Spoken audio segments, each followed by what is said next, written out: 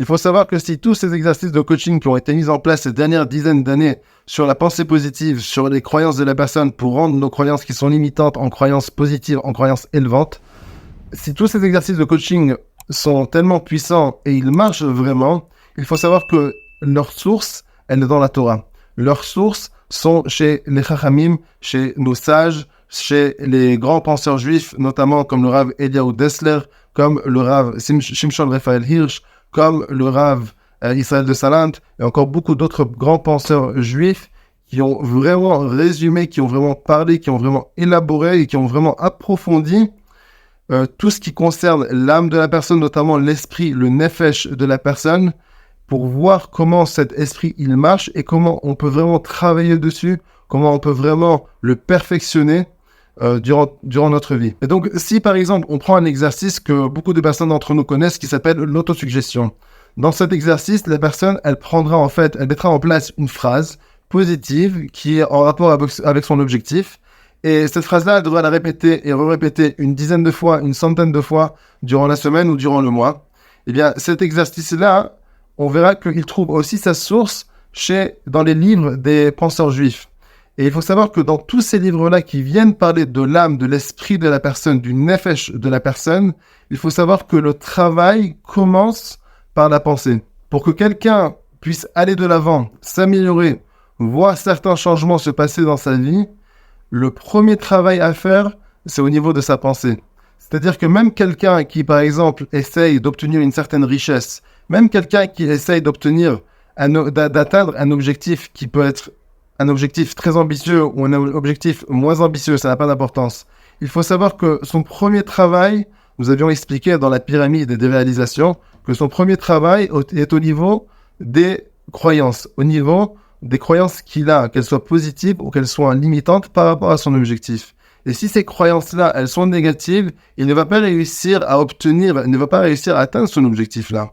Donc, vraiment, le premier travail pour vraiment faire un changement au niveau de ses croyances, c'est au niveau de la pensée. À un tel point que le Rav Eliyahu Dessler, il nous explique dans son livre Mirtav Eliyahu que le fait de répéter une seule pensée de nombreuses fois, ça aura un effet instinctif, même sans donner aucune explication à son cerveau. Écoute, je veux avoir cette pensée-là, je veux qu'à partir de maintenant, on pense de cette manière-là, parce que 1, 2, 3, 4, 5 différentes raisons. Non, je n'ai pas besoin de donner de raison. Ça agit de manière instinctive sur notre inconscient. Juste le fait de prendre une seule pensée, de se focaliser sur cette pensée-là, une pensée positive bien sûr, et de la répéter encore une fois et encore une fois, des dizaines et des dizaines de fois durant la journée, durant la semaine, durant le mois, on verra que ça va reprogrammer notre mode de pensée. Ça va reprogrammer nos croyances limitantes en croyances illimitantes. Donc ça, chaque personne peut le prendre vraiment de manière personnelle, peut le prendre en tant qu'exercice, peut le prendre en tant que projet personnel, de vraiment se focaliser sur une seule pensée. Sur une seule pensée qui est en rapport avec l'objectif qu'elle aimerait atteindre, et de toute la journée, de la répéter, même essayer de l'imaginer, c'est encore plus puissant, on parlera de ça une autre fois.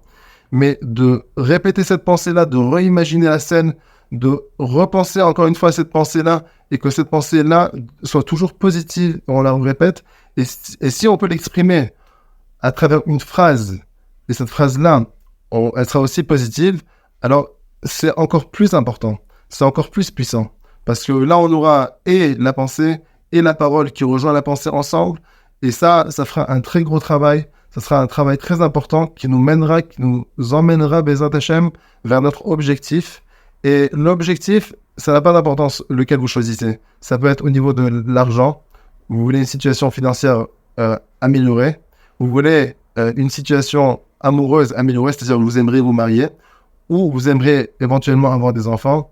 Ou vous aimeriez éventuellement améliorer votre travail, ou quoi, peu importe l'objectif que vous avez, peu importe ce que vous choisissez, vous pouvez appliquer cet exercice-là de pensée par rapport à cet objectif-là. Donc je vous encourage vraiment à prendre cet exercice au sérieux-là et vérifiez par vous-même, après quelques jours, après une semaine, après 2 semaines, voyez un petit peu ce qui change autour de vous. Soyez attentif aux détails, parce que du moment que vous allez commencer à faire cet exercice-là au niveau de la pensée, vous allez voir que la réalité autour de vous va commencer à changer. Vous allez voir que les réactions des gens autour de vous vont commencer à changer. Vous allez voir que les opportunités qui vont se présenter vont changer, vont être plus intéressantes. Donc, commencez cet exercice-là.